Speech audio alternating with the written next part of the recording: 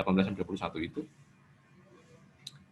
Sistem saraf dikomponeni utama oleh hampir sebagian besar itu di komponen ektodiorm ya.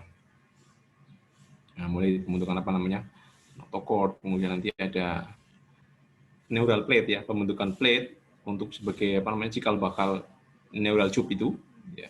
Kemudian nanti terjadi invaginasi, penutupan tube itu menjadi tabung ya, tabung neural yang jadi bakal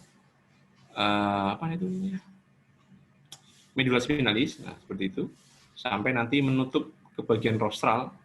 Kamu tahu ya, rostral itu identik dengan superior, jadi kamu jangan bingung, rostral itu kalau bahasa kita itu paruh burung itu, jadi rostral itu di bagian depan atas rostral. Itu nutupnya di situ. Nah, jadi proses penutupannya itu, invaginasi itu mulai dari bawah kaudal sampai ke superior, sampai ke sepal. Kalau bahasa anatominya kan seperti itu, dari kaudal ke sepal. Nah, nanti sampai ke bagian rostral ya, udah ke sepal atas itu sampai nutup sempurna di bagian depan. Pada hari ke-28 disebutkan di situ di teori adalah complete neural tube. Jadi harusnya hari ke-28 itu sudah penuh pembentukan neural tube tadi, yang simbolnya ada dari sebuah titik ya, notochord, kemudian neural plate, invaginasi sampai ke complete neural tube 28 hari.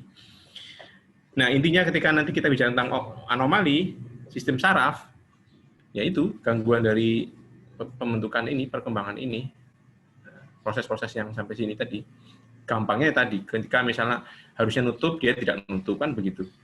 Harusnya dia misalnya jalan ke sepal, ya katakanlah berhenti dalam belum sampai ke atas, dia sudah berhenti. Ya. Terus kalau misalnya yang agak lebih ke sini itu maksudnya lebih,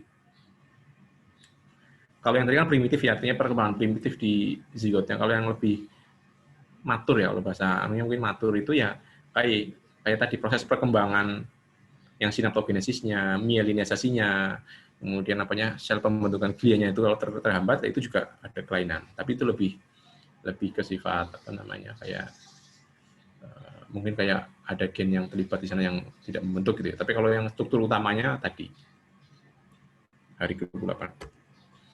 Ini yang tadi saya sebutkan Carnegie stage. Dibaca ya, Carnegie stage. Jadi dia proses organogenesis dan embryogenesis, juga nanti perkembangan fetus ya, dari zigot sampai ke ya melahirkan nanti kalau natus ya, natal gitu ya. Nah, ini ketika di dalam fase perkembangan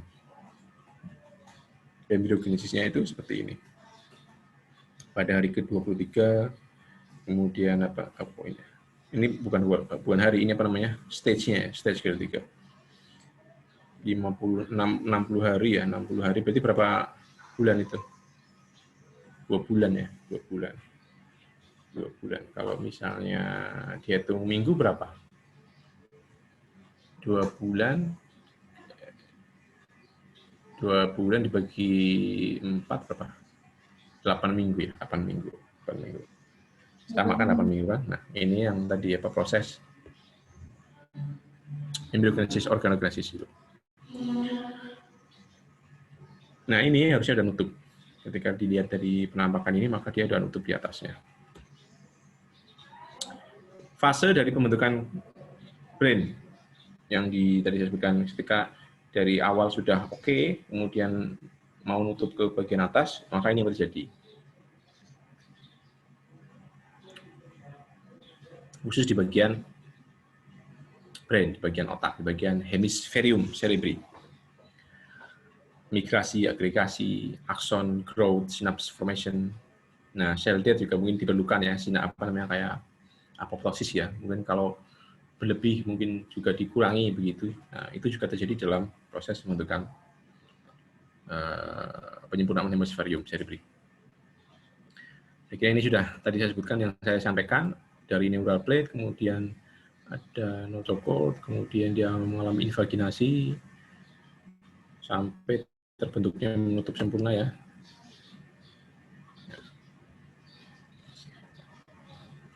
Total semuanya itu tadi menutup semuanya itu 28 hari. Cuma kalau misalnya yang apa namanya bagian yang ke atas itu hari ke-23, yang bawah karena hanya sebenarnya dia tinggal penyempurnaan saja karena kan jalan itu ke atas ya yang paling utama, ke bawah itu sedikit. Tinggal penyempurnaan aja hari ke-23, hari ke-28. Oke. Ini proses-prosesnya yang terjadi. Ini kalau dipotong melintang, dipotong sebentar deh, ini saya lagi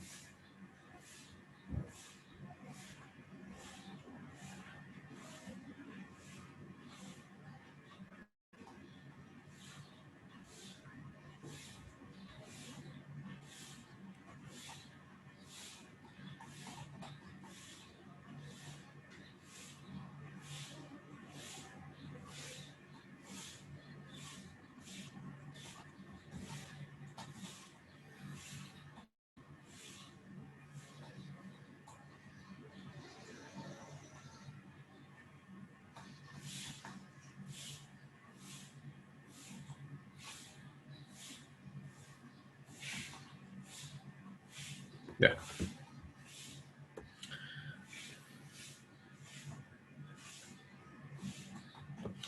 Kalau misalnya penutupannya tidak sempurna, bisa di cranial closure-nya pada hari ke-24 tidak terganggu ya, tidak menutup sempurna, maka akan ada anomali yang disebut dengan yang secara general ya disebut dengan neural tube defect, neural tube defect, NTD, neural tube defect. Ke bawah juga sama, neural tube defect, cuma terminologi ini lebih banyak dipakai yang ke atas tuh, jalan yang ke atas tadi. Gitu. Kalau ke bawah karena mungkin hanya tidak terlalu panjang, dia hanya sedikit saja. Ini. Nah, yang di sini itu yang apa yang tadi kelihatan nggak itunya ya? Tunjuknya. Yang neural pad forehead itu, nah, dia jalan ke atas, kemudian jalan ke bawah. Yang ke atas tadi menutup pada hari ke-24, kemudian yang ke bawah spina bifida yang neural tube-nya itu akan menutup pada hari ke-28. Nah, yang paling banyak diperhatikan itu yang letal itu adalah yang ketika letal itu secara sifat itu dia worse, artinya banyak mengalami banyak kematian lah begitu. Banyak kematian itu yang ke arah atas. Kalau yang ke arah bawah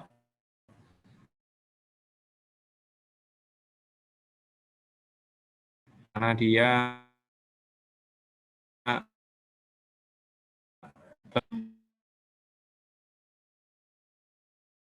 yang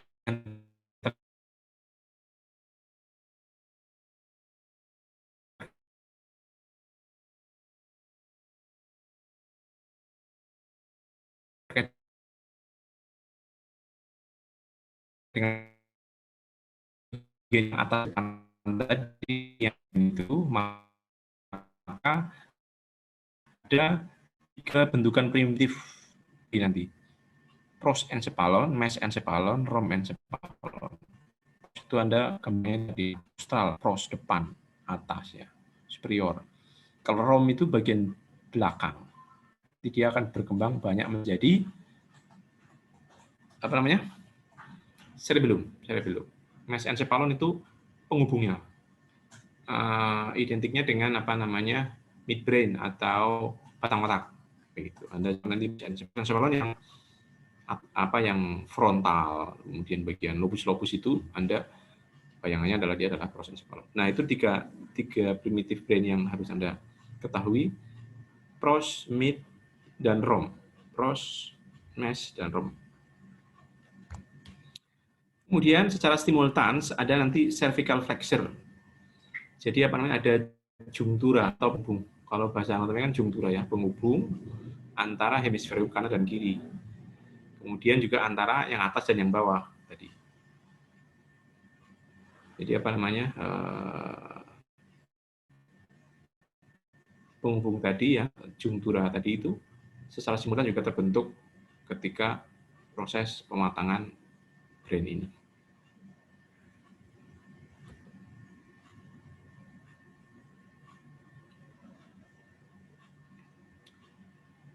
kalau misalnya lebih detail, Anda bisa dapat juga di literatur bahwasanya yang prosencephalon itu bisa dibagi menjadi dua, misalnya telencephalon dan diencephalon.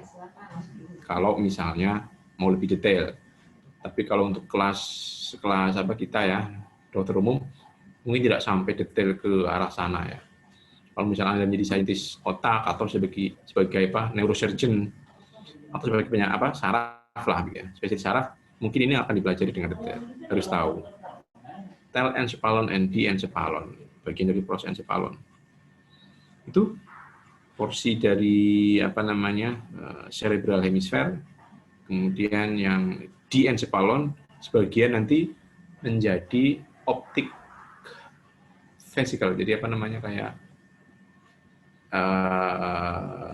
tempat dari optik lah, mata itu ya, bola mata, bentukan bola mata.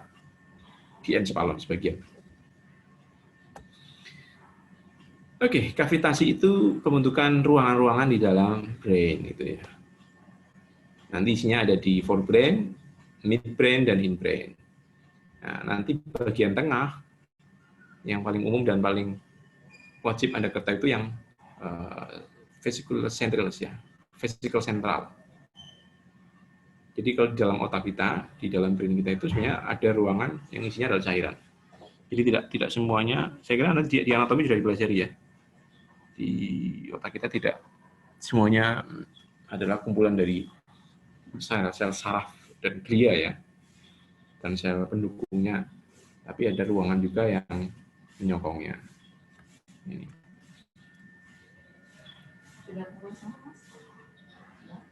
Ventricular system, jadi pembentukan ventricle, jadi cairan-cairan ventricle yang nanti menjadi salah satu komponen dari brain, otak. Gitu. Ada 4 ya, kalau misalnya Anda kenal itu ada ventricle primer sampai yang tersier gitu. Tempatnya ada di mana? Kembali ke anatomi harusnya Anda tahu. Ini kemudian ini sama tadi ya. Ini bentukan vesicle tadi yang cairan tadi ya, pembentuk cairan tadi itu harusnya ada 4 ya. Ini 5 secondary itu yang sampai ke spinal cord di bagian bawah di medulanya. Dia menambahkan satu kavitasi yang dia sebut sebagai vesicle juga. Tapi kalau umum itu yang 4 yang bagian otak ya. Ada 4 ventricle, ruangan di dalam otak. Spinal cord sendiri, kalau misalnya Anda sebutkan seperti ini bentuknya ya.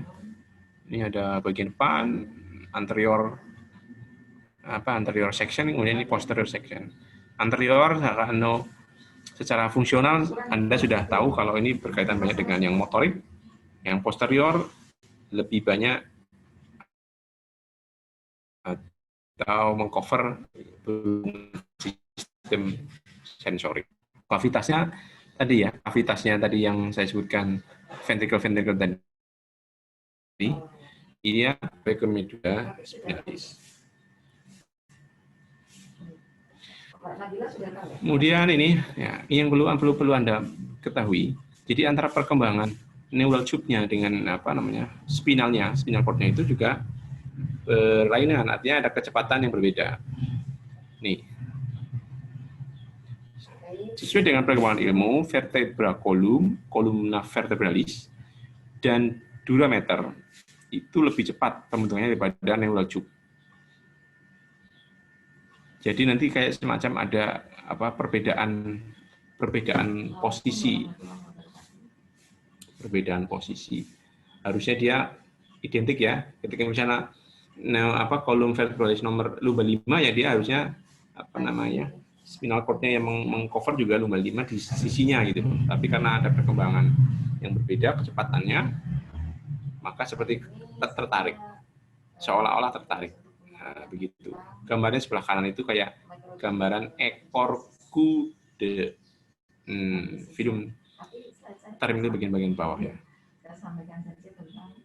Bagian ekor kuda Cauda equina ya, Cauda equina, atau ya seperti bentukan gambar ekor kuda. Nah.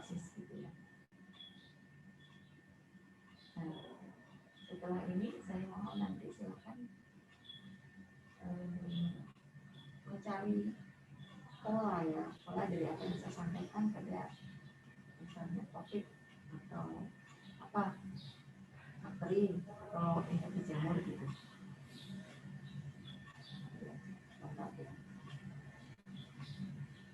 Silakan ya bergabung yang baru itu kan. Lanjut, next. Ini tadi sudah ya posisinya tadi saya sebutkan tadi, karena tarikan tadi ya antara perkembangan tabungnya dengan perkembangan isinya yang berbeda kayak tadi seolah-olah ketarik, makanya dia menarik ke atas. Jadi seperti velum terminal ini bentukannya. Oke, ini harusnya nanti di banyak di apa namanya di anatomi ya pelajarannya ini. Kemudian perkembangan neuralisasi dan gangguannya pada 1 sampai 4 minggu gestasi atau perkembangan awal-awal kehamilan ya. Nah, paling umum adalah yang di situ adalah ONTD ini. ONTD, Open Neural Tube Defect. Jadi terbuka. Neural Tube Defect itu bisa close dan bisa open. Nah, untuk yang minggu-minggu awal tadi, karena kita tahu dia masih proses apa? Proses penutupan ya, dia jalan dari tengah notokortex ke atas dan ke bawah. Nah, gangguannya itu ONTD, Open Neural Tube Defect. Nih, Anda tulis di situ disorder of closure of neural tube. Yang pertama, anencephaly. Anencephaly itu Anda sebut dengan tidak punya otak. Jadi kalau misalnya Anda sedang marah, temanmu atau sedang apa, sampai mengatakan tidak punya otak, kamu bisa ganti dengan anencephaly kamu. Berarti tidak punya otak. Silahkan saja, yang mudeng ya hanya orang kesehatan. Anda yang lain tentu tidak akan mudeng begitu. Yang kedua, neural tube defect yang spinal cord itu. Kalau yang ini bagian atas, anencephaly. Kemudian encephalocele, ada bagian yang keluar dari lubang. Jadi cephalokel ya, sel itu kayak apa bentukan cairan yang keluar dari apa namanya dari ruangannya gitu. Kita lihat nanti. ONTD. Jadi ini adalah 90% dari kelainan neural tube defect gitu.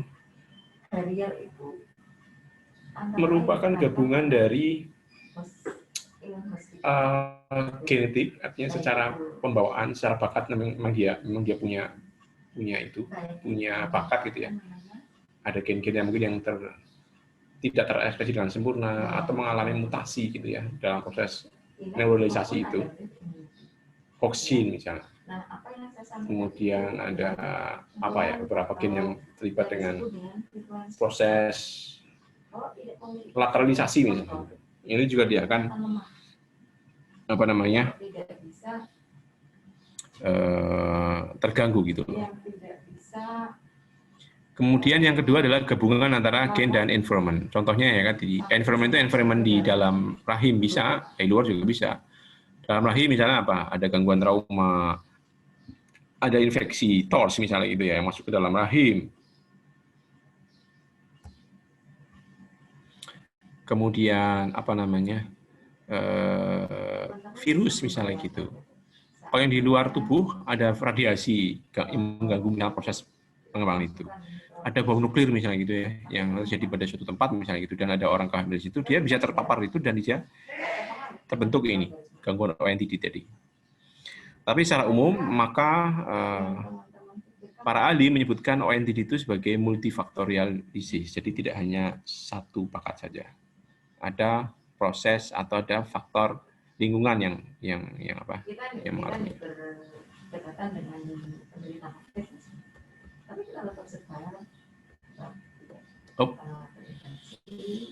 Yang lainnya adalah teori tentang folic acid deficiency. Dalam proses pengembangan sel-sel itu, neuralisasi, myelisasi itu dalam proses penutupan itu, ternyata ada banyak metabolisme yang terkait dengan asam folat. Gitu. Nah, ketika itu apa namanya terganggu, suplainya tidak bagus, suplainya tidak kurang dari makanan, gitu. Kemudian dari obat itu. Makanya dalam proses kehamilan biasanya ibu akan dikasih dengan tablet folat oleh dokter gitu. Nanti juga ada akan sama. memberikan resep ini ya kepada perempuan hamil, karena secara research itu dibutuhkan sangat dalam metabolisme awal-awal pembentukan neuralisasi begitu. Ada sindrom juga sama, selain asam folat seperti ada sindrom trisomi 18 Edward ya, kemudian sindrom Patau, kemudian sindrom Down syndrome juga sebagian ada gitu ya, kasus itu. Atau juga malnutrisi secara umum. Jadi misalnya karena dari pola lingkungannya, pola asuhnya yang berbeda, yang ada kuat ya, itu juga faktor-faktor yang bisa mempengaruhi ONTD tadi. Makanya disebut dengan multifaktorial. Primernya adalah gangguan tadi ya, dari gangguan penutupan neural tube pada hari ya, antara ini disebutkan 18 sampai 28 hari. Primernya di situ. Contohnya ini, contoh yang ONTD, myelomeningocele, encephalocele, anencephaly. Dari sisi apa yang harus dimiliki sehingga yang secondary itu hanya 5%. Itu gangguan ketika secondary neuralization saja. Jadi pas waktu perkembangan tadi. Jadi 95% pertama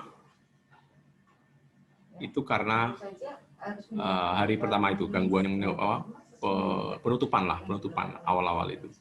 5% selanjutnya ya tinggal perkembangannya tadi yang mengalami gangguan. Meliputi lumbosacral region utamanya yang 5% tadi mengenai bagian bawah, segmen bawah. Biasanya skin intak masih utuh gitu. Itu salah satu sifatnya. Contohnya spina bifida occulta, kemudian meningocele. Nanti Anda bisa bedakan yang antara secondary dan primer. Yang secondary tadi spina bifida occulta, meningocele. Yang primer tadi myelomeningocele, encephalocele, dan anencephaly. 3. Very mild, spina bifida occulta tadi. Hanya sedikit sekali pembukaan di vertebra columnalis tadi. Jadi hanya sekilas ada celah begitu. Occulta. Biasanya pada lumbal 5 sampai sakral 1 ya, yang terjadinya itu lumbal 5 sakral 1 dan asimptomatik. Dia tidak mengalami kelainan klinis yang berarti gitu. Kalau yang spina bifida occulta, jadi kayak hanya celah sedikit saja. Dia masih intak di dalam.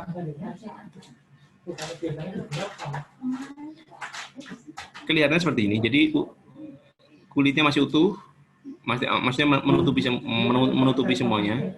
Kemudian ada dimple kayak udel itu ya, kecil itu. Bukan udel ya. Apa kalau bahasa Indonesia apa udel? Umbilikus. Seperti itulah.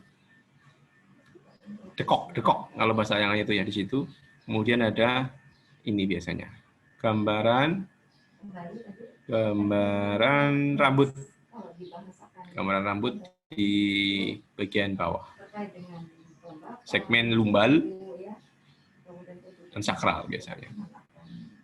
Beberapa kasus ditandai dengan red spot, ada kayak bintik merah di situ juga bisa. Coba nanti cari di literatur, mungkin Anda akan temukan lebih jelas gitu ya. Nah ini dimple ya kayak dekok ya, lekukan itu. Seperti ini. Silakan nanti diraba di bagian punyanya Anda masing-masing, apakah ada dimple ini. Kalau ada dimple seperti ini berarti masuk ONTD, bukan ONTD ya, neurological defect yang dia occulta tadi, hanya sedikit saja celahnya. Atau yang seperti ini, ada tambahan rambut juga bisa. Ini red spot. Kemudian yang meningocele. Meningnya keluar. Meningnya dia keluar. Perhatikan, spinal cord-nya masih tetap intak di dalam, tapi cairannya dia keluar. Ini bentuk begitu. Ini keluar nih. Nah, begitu. ya lebih jarang daripada yang pertama. Kayak yang tadi yang apa yang okult tadi yang sedikit ya. Jadi isinya cairan kayak balon begitu, balon di bagian belakang. Secara klinis juga tidak banyak mengganggu ya karena sel sarafnya masih intak di dalam. Kemudian ini ya apa namanya deteksinya bisa pakai MRI. Treatmentnya hanya skin intake, kemudian skin lacerated, kemudian masih kalau misalnya apa namanya keadaan-keadaan pembedahan. Kalau yang bahaya itu kalau sudah laserasi itu luka, mungkin terbuka, kemudian apa namanya ada hubungan antara dunia luar dengan bagian dalam cairannya tadi yang apa namanya itu pokoknya kayak lecet lah begitu ya, itu bisa segera.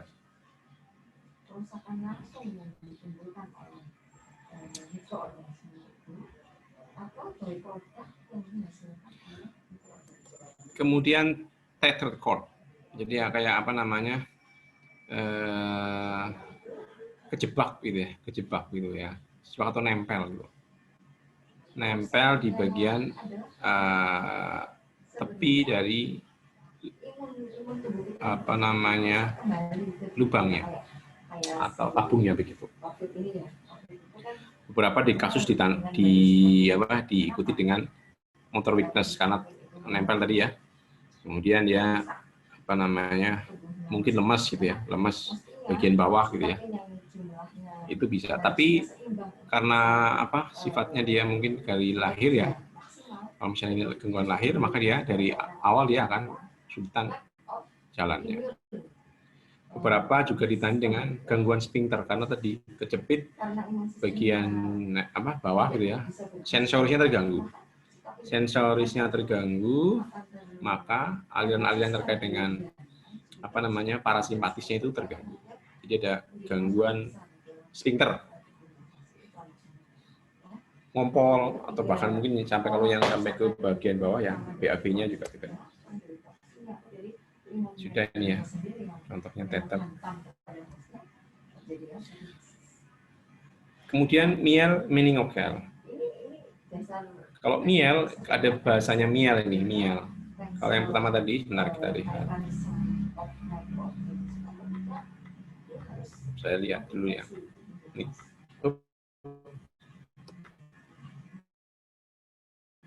Meningokal yang keluar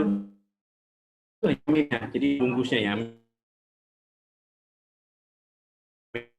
Jadi keluarnya ini tambahin miel berarti ada merahnya yang keluar. Nih, yang merah nih ya keluar ya, mielnya keluar ikut keluar. Kalau ini tetap di dalam namanya mening, tapi kalau udah ikut keluar sel sarafnya maka miel namanya, tambahin miel. Karena mielnya keluar sel saraf maka dia apa namanya jadi lebih apa namanya memunculkan gejala klinisnya gitu karena sel sarafnya kan keluar gitu ya.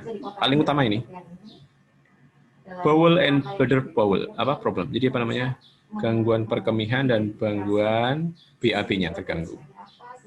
Berapa sampai yang damage rusak ya, gangguan apa namanya gangguan. Sebentar deh.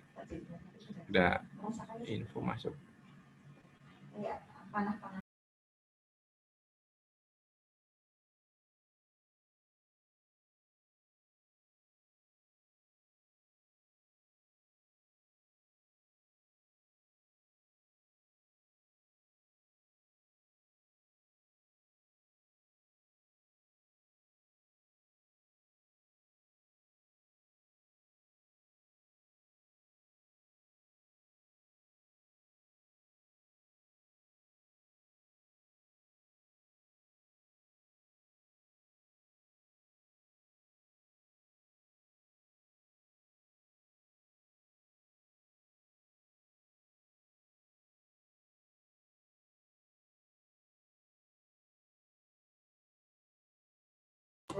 Lanjut lagi. Ini gambaran kalau klinisnya seperti ini. Miel meningokal. Ini jadi kalau kelihatan anaknya tuh di apa? Di balik kayak ada benjolan. Lihat tuh di bagian bawah, punggungnya, punggung bawah. Jadi ada kayak semacam balon. Bedanya apa? Dengan membedakannya dengan apa yang meningocele itu? Ada benjolan yang isinya padat di bagian dalamnya. Kalau yang meningocele saja, dia hanya kayak cairan balon, tapi isinya gembur-gembur begitu. Kalau yang meningocele, itu kayak gambaran padat di bagian dalamnya.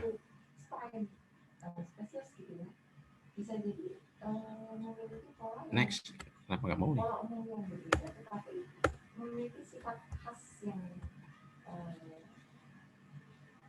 Sebentar deh, ini agak error. Nah ini sudah ya, ini jadi apa namanya, ada bentukan sel yang keluar, sel saraf yang keluar atau bagian organ saraf yang keluar, sehingga dia menjadi banyak gangguannya. Tadi utamanya ya gangguan bladder sama BAB. Ini gambaran apa artistiknya seperti ini. Keluar nih, keluar. Nah ini gambaran padat di sini. Bayangkan kalau misalnya ini terganggu, misalnya ada trauma ya, potong, kena trauma tumpul kayak, atau kena trauma sayatan misalnya itu, ini bisa terputus. Apa sel-sel bisa terputus dan bisa mengganggu proses motorik maupun sensorik di bagian bawah. Motorik ya kaki, jelas ya. Kalau sensorik tadi bagian-bagian yang terkait dengan otonom apa, perutnya, apa namanya, bladdernya terganggu. Bladder itu perkemihan ya. Kemudian yang sel apa namanya,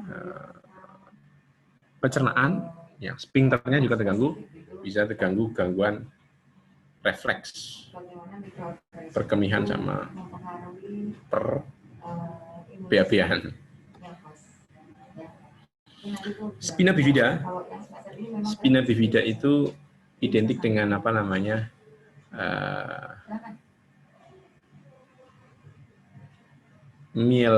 meningocele, cuma nanti lihat ini ada kulitnya masih vertebranya juga intact begitu ya.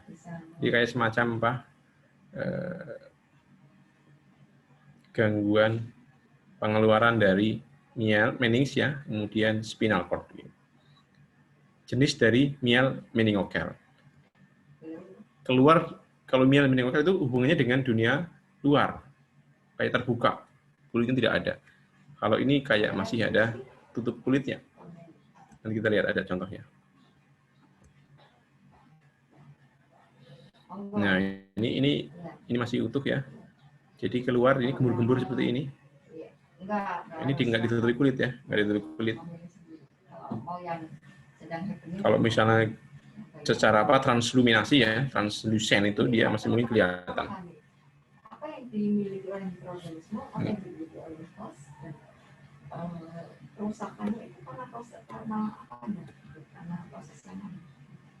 Nanti kalau misalnya Anda jadi saraf ya, bedah saraf ya, ini pekerjaan Anda menutup yang seperti ini. Kejadiannya apakah banyak? Ya minimal Anda setiap tahun pasti ada kasus inilah, kasus yang Anda temukan seperti ini, itu akan Anda temukan. Bahkan mungkin kalau Anda muncul di koas juga akan Anda temukan kasus ini 1-2.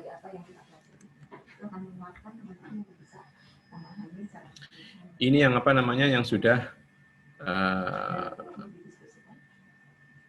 apa namanya, kayak ruptur ya. Ruptur, kelihatan seperti ini. Dagingnya bisa kelihatan begitu ya.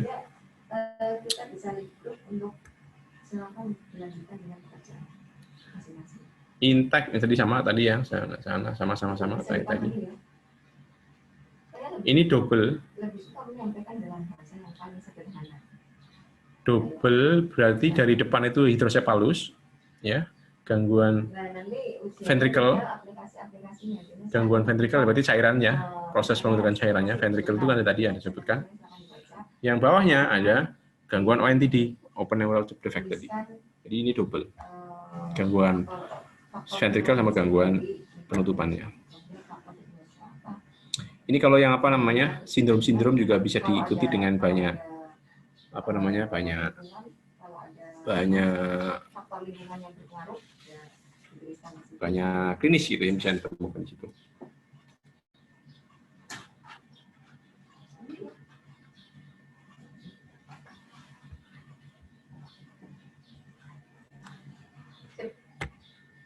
Ya, siap. Ini apa yang bisa Anda bandingkan secara lebih lengkap ya, Ya. antara meningocell dan myelomeningocell gitu ya. Ya, kalau sudah. Kemudian bagaimana tipe-tipenya nanti bisa Anda cari perbedaan-perbedaannya. Screenshot apa namanya? Dikasih Mas Aci mumpung melengkap ini. Ini kalau ada yang mau rapat lagi silakan nanti sambil mengerjakan ya. Kelebihannya daring ya begini nih, teman-teman bisa nyambi apa ngapain gitu ya. Ketika nanti Anda di klinis, Anda bisa mendiagnosa NTD tadi itu dengan biokimia si ibu. Jadi biokimianya si ibu itu bisa Anda dapatkan, Anda bisa report, dan Anda bisa sesuaikan apakah ini dia bayinya mengandung ONTD atau tidak. Ini dengan ini contohnya. Alpha fetoprotein. Jadi pada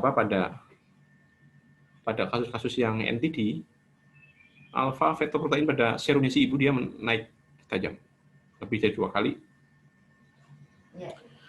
Tentu kecurigaannya biasanya dari apa namanya, dari USG misalnya, dari USG bisa Anda cek ada gangguan misalnya. Kemudian Anda coba konfirmasi dengan biokimia serumnya diambil, dicek alpha fetoproteinnya. Atau misalnya dari riwayat, jangan lupa riwayat misalnya dari keluarganya yang ONTD, atau riwayat kehamilan persalinan yang sebelumnya yang juga ONTD, maka pada kehamilan ini yang sedang Anda tangani misalnya Anda bisa mengecek apakah punya hal yang sama atau tidak. Nah, ini seperti itu. Jadi bisa kita cek di biokimianya si ibu apakah alfa proteinnya dia naik. Ini berarti kan sampai 90% sensitivitasnya. Jadi alfa protein salah satu protein yang keluar ya ke plasma karena terbukanya spina tadi.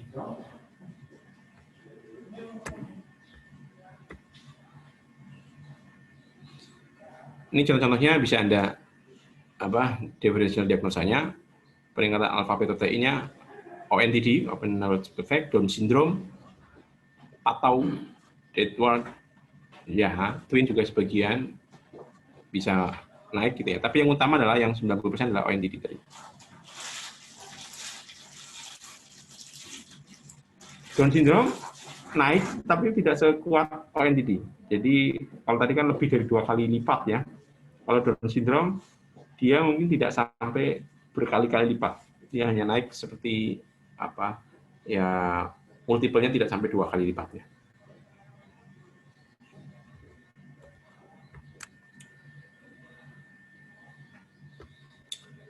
USG juga sama. USG nanti bisa mendetek 95 sampai 100. Ya. 100 itu kalau anencefali, kelihatan sekali kalau mungkin pada awal-awal itu sudah bisa ketahuan. Awal-awal kehamilan itu seorang dokter obgyn akan bisa mengetahui kalau apakah ini anencefali atau tidak, itu bisa 100% detek.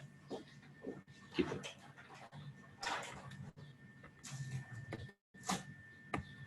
Pada amniosintesis, jadi gambaran amnion, cairan ketuban, maka bisa Anda cek dan Anda bisa lakukan prosedur ini ketika sequence NTD. Jadi anak pertama NTD, anak kedua NTD. Nah, kenapa dia NTD terus?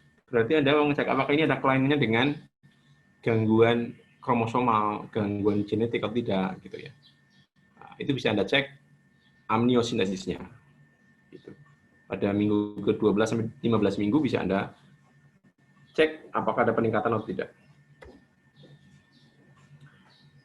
Profilaksisnya apa? Kalau misalnya dengan untuk menghindari yang tadi, meningocell, spina bifida, kemudian anencefali gitu ya.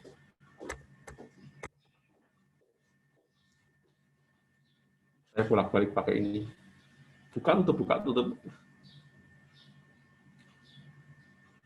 Family history. Perhatikan family history. Kalau misalnya ada kelainan di family-nya, Anda mungkin mulai curiga dan mulai aware ya terhadap keadaan tersebut, sehingga mungkin perlu pemeriksaan atau tidak menjadi pertimbangan yang wajib Anda lakukan. Maternal insulin dependent juga sama. Orang-orang yang insulinnya, orang hamil dengan insulin dependent, kemungkinan bisa juga harus Anda hati-hati perkembangan dari neural tube-nya. Apakah ada gangguan di saraf atau tidak. Mental obesity juga sama. Kemudian ada penggunaan obat anti-epileptic drug. Anti-epilepsi juga punya riwayat mengganggu gangguan ONDD. Oke, yang paling umum adalah tadi ya, secara massal, secara general adalah folic acid. Jadi harus mulai Anda pahami ketika nanti ada hamil, harus ada tambahan folic acid pada menu dietnya. Gitu. Ini sama kan ini. The most associated adalah folic acid deficiency. Sudah, nanti dicek itunya ya. Besarnya berapa berapa dosisnya saya nggak akan sampaikan di sini. Nanti Anda belajar di lain sini gitu ya. Proper manajemennya apa? Nursing care. Kemudian nanti adalah pembedahan yang utamanya. Kalau dalam proses menuju ke pembedahan, ya ini kan hanya posisi-posisi yang bisa Anda manage ya. Tendelberg, jadi tiduran kayak apa? Tengkurap gitu. Kemudian kebersihan, hygiene yang maksimal di daerah tersebut sebelum dilakukan pembedahan dan penutupan kulit. Oke. Kemudian operasi ya, dari pembedahan tadi. Nah, kalau operasinya berhasil, saya kira ini kan bisa dengan baik menutup kelainan tersebut. Jadi teman-teman bedah saraf adalah pekerjaan seperti ini, saya kira ini banyak berhasilnya. Artinya recovery-nya 100% lah kalau saya bisa katakan itu ya. Kalau kecuali tidak ada gangguan penyakit-penyakit yang lain ya, dia akan recovery sempurna. Oke. Sampai sini ada pertanyaan? Saya stop dulu ya.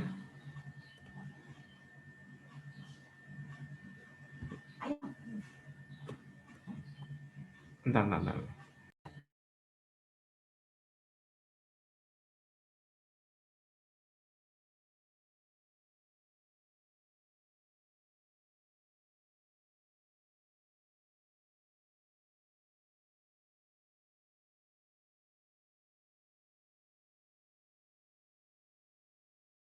Ini gambaran, ini anencefali. Gambaran anencefali seperti ini, jadi tidak punya otak tadi saya sebutkan. Anda marahnya beda tentu ketika dengan temanmu, Anda seorang calon dokter sedang marah. Kalau orang awam bilang tadi tidak punya otak. Nah, kamu mengungkapnya adalah dengan anencefali kamu. Nah, begitu. Contohnya begitu. Lanjut. Lainnya adalah ini, saya kira sama ya. Jadi gangguan penutupan di bagian rostral tadi sudah sebutkan. Rostral superior, bagian penutupan yang bagian sefalik. Dia tidak punya kalvarium, tidak punya otak jelas, tidak punya meninges yang membungkusnya gitu, jadi terbuka. Nah, secara minimal dia pembentukan otaknya sangat minimal, sehingga disebut dengan anencefali. Ini gambarannya. Dan dia adalah letal, biasanya adalah letal. Tidak bisa survive. Kelihatan, biasanya nanti di USG akan kelihatan. Prenatal diagnosisnya dengan apa? USG saya kira akan bisa tahu ya. Dengan USG akan kelihatan. Gitu. Yang lainnya, ini apa nih? Encephalocal, jadi apa bagian meningsnya yang keluar ya. Menings bagian otak keluar.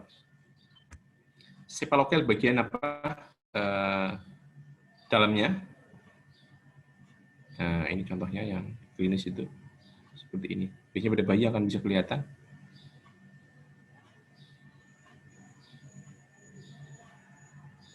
Di MRI akan kelihatan bedanya antara tadi ya, yang punya otak atau yang tidak akan bisa kelihatan. Next, apa lagi? Ya, saya kira itu yang dasar-dasar yang teman-teman wajib tahu ketika nanti sebagai bekal sebelum masuk ke klinis. Pegang yang tadi, yang spina bifida aja, spina bifida, kemudian yang mielokel, meningokel gitu. Seperti itu, saya kira Anda tahu proses utamanya. Apakah yang keluar adalah cairannya, meningsnya, atau dengan bagian sarafnya. Kalau ada bagian sarafnya, bagian tambahin dengan mial saja. Kemudian apakah ditutupi dengan kulit atau tidak? Apakah terbuka atau tidak? Kalau terbuka berarti dia open ya. Kalau dia tertutup berarti dia ya intact dengan ditutupi oleh kulit begitu. Saya kira ini yang saya sampaikan untuk yang pertama. Masalah gangguan embriologi di sistem saraf yang wajib ya. Kalau yang kecil nanti Anda bisa baca lah yang di literatur itu yang terkait dengan proses perkembangannya, gangguannya bisa Anda baca di literatur. Tapi kalau yang di sistem UKDI ya atau kompetensi spina bifida saya kira saya kurang tahu apakah 2 atau 3 kompetensinya. Jadi kita sampaikan. Membedakannya juga harus Anda tahu bedanya antara mening dengan yang mial begitu. Ini itu. Oke, ada pertanyaan? Kalau tidak ada, kita lanjut ke satunya lagi yang endocrine development. Endocrine development.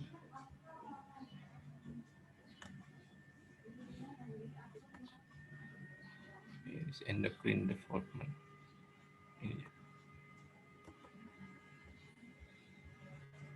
Endokrin itu Anda lihat seperti ini. Maka ada bagian dari hipotalamus, hipofisis ya, bahasa lainnya adalah pituitary gland, kemudian tiroid, paratiroid, adrenal atau kelenjar supraadrenal kalau ada yang bilang gitu, kemudian pankreas, kemudian ovarium, kemudian testis. Saya kira ini originnya sudah Anda bisa baca di di bagian embriologi ya dulu itu. Tapi intinya adalah dari epitelia dan mesenkim, ektoderm dan mesoderm, masing-masing berkontribusi pada pembentukan endokrin sistem. Jadi ektoderm dan mesoderm. Mesoderm utamanya adalah pembentukan konektif tisunya, jaringan ikatnya kayak misalnya pembentukan fibroblasnya, kemudian pembuluh darahnya, itu bagian dari mesoderm. Kalau yang ektoderm biasanya dari intinya gitu. Ada yang endoderm, terutama bagian yang berhubungan dengan pencernaan. Maksudnya apa? Ada bagian endokrin yang mensuplai atau yang mengcover bagian proses pencernaan. Oke, next. Sesuai dengan hormonnya, maka bisa dibedakan ini. Asam amino, protein, atau steroid, tipenya. Nah, oksinya adalah autokrin, parakrin, endokrin. Saya kira ini Anda akan tahu ya, yang sifat-sifat ininya. Sifat yang ekstraseluler, dan yang ekstraseluler dalam artian jauh ya, yang jauh, atau yang hanya lokal. Kalau yang lokal tadi, parakrin, autokrin itu bagian selnya itu sendiri dalam gitu ya. Yang endokrin baru yang disekresi ke pembuluh darah, diedarkan ke seluruh tubuh. Jadi misalnya apa? Kayak tadi hipofisis, hipotalamus, tiroid itu. Ketika dia mengeluarkan sekresinya, dia akan digunakan oleh seluruh tubuh. Di sel rambut dia pakai, di sel kulit dia pakai, testis dia pakai, semuanya gitu. Testis juga sama. Testis mengeluarkan testosteron misalnya gitu ya. Testosteron ini digunakan oleh semua sel dalam tubuh kita. Itu endokrin. Bedanya dengan autokrin dan parakrin. Parakrin itu lokal saja. tetanggaan misalnya gitu, tetanggaan sel gitu ya. Kalau autocrine di bagian dalam. Ini reseptornya bisa dimodifikasi dari protein, ada yang glikoprotein, ada yang karbohidrat gitu ya, ada yang polipeptida, macam-macam. Kalau yang bagian dalam, utamanya banyak di cover oleh steroid, tipe steroid. Jadi kalau bagian luar itu isinya protein, ya, peptida, kemudian asam amino. Kalau bagian dalam itu kebanyakan oleh steroid tipenya. Yang utama, pineal gland, bagian hemisferium ya, hemisferium cerebri, bagian depan ya. Di depan apa namanya? Sebentar. Dekat dengan apa namanya? Medula oblongata, bagian atas itu. Atas lagi, batang otak ya, dekat dengan batang otak.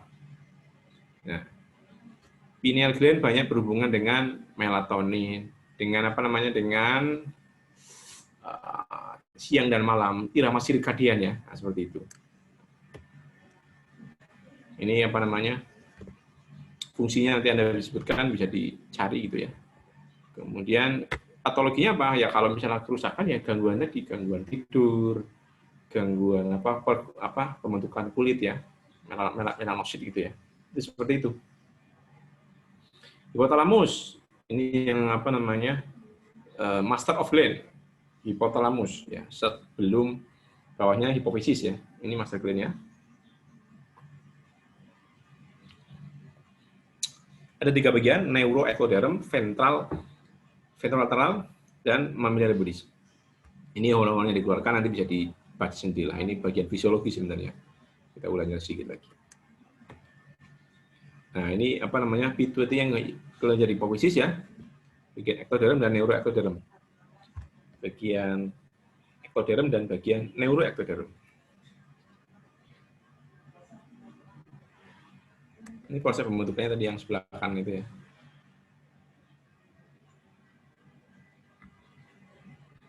Contohnya ini apa namanya patologinya adenohipofisis ya.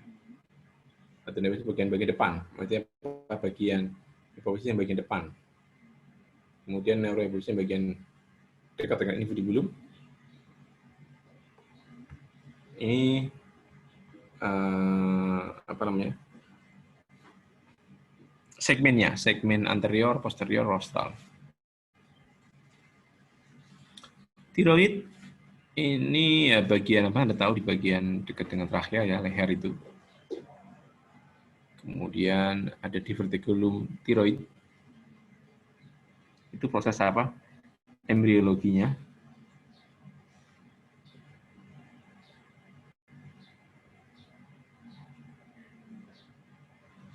Fetal, ya ini apa namanya di gangguan tiroid hormon bagian fetal saja. Ini paratiroid yang kecil itu ya, hormon ada 4 kalau nggak salah. Ya bagian dari para apa samping-samping di dekat dengan dengan tiroid. Gitu. Utamanya dengan proses metabolisme kalsium. Timus bagian dada depan ya, bagian apa belakang apa namanya sternum ya.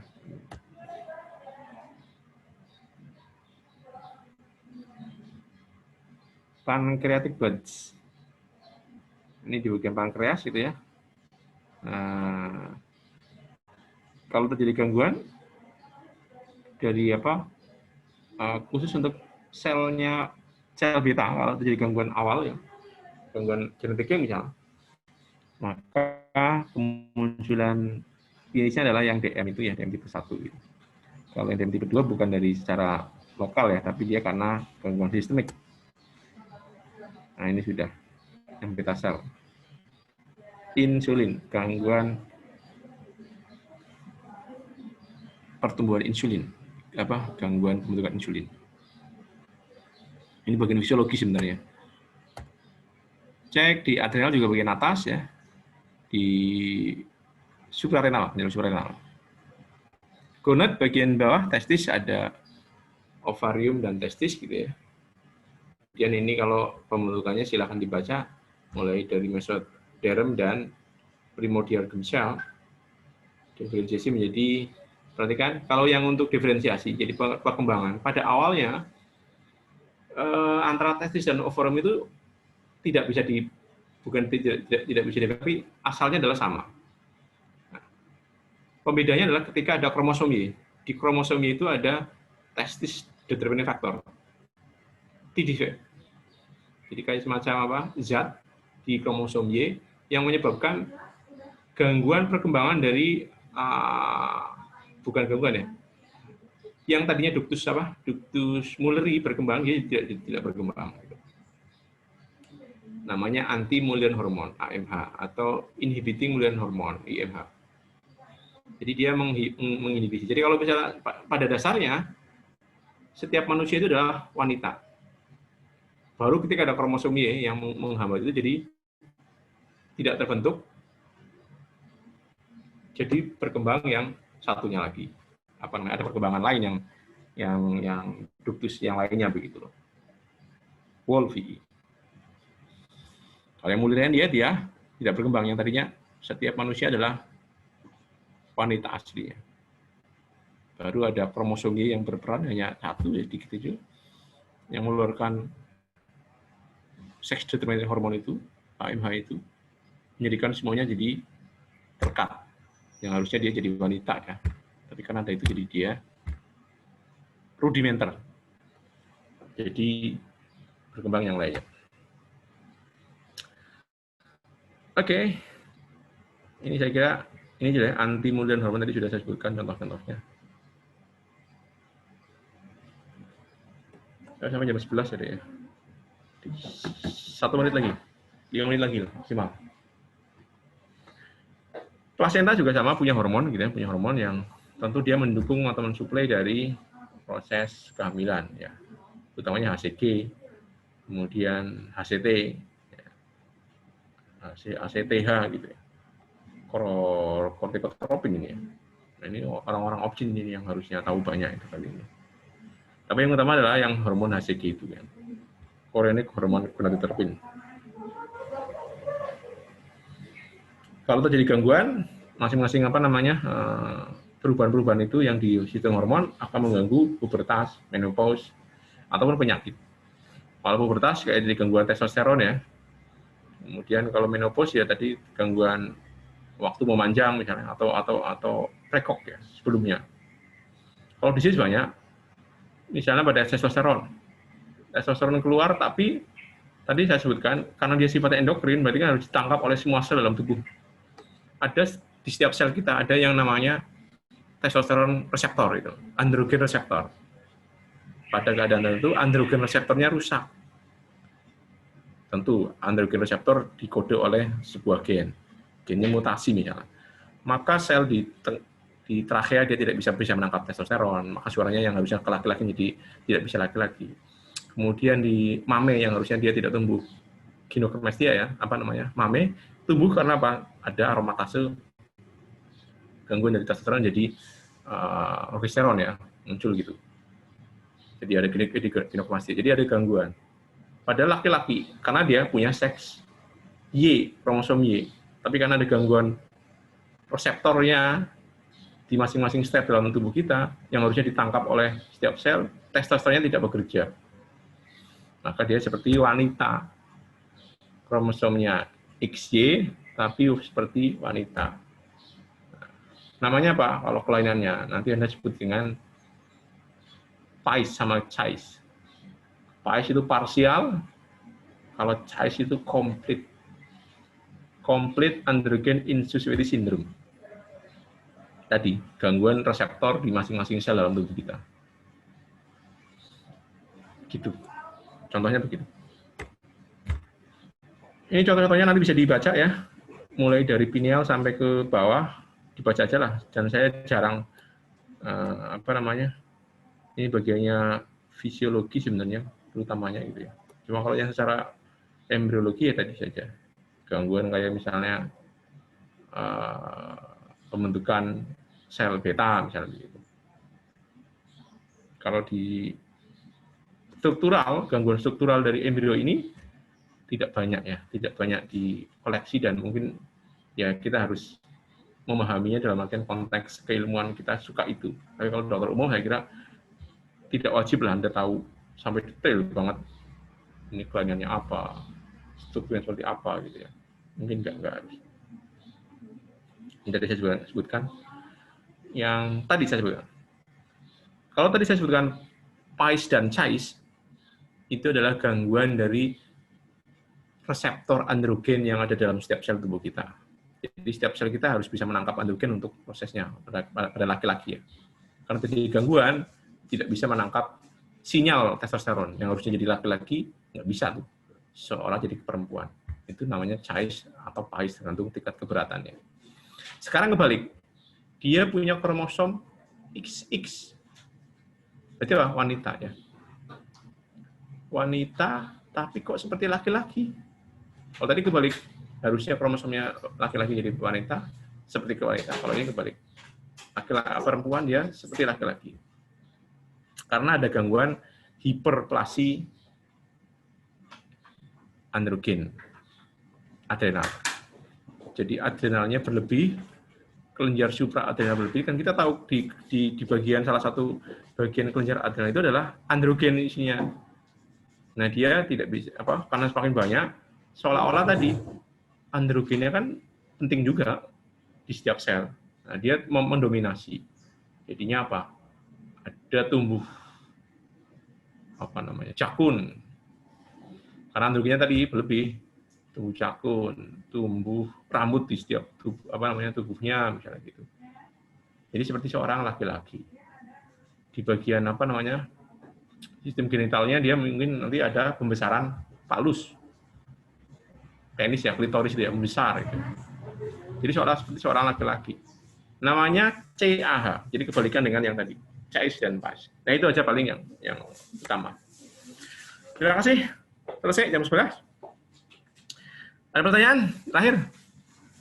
Semoga tidak ada pertanyaan lah. Lapar. Aku nggak bisa pesen kerupuk Grab. Halo Dek, stop sharing. Silakan ada pertanyaan, 1-2 pertanyaan saja. Kalau tidak ada, kita bubarkan. Ketuanya siapa ketuanya? Halo Pak Ketua.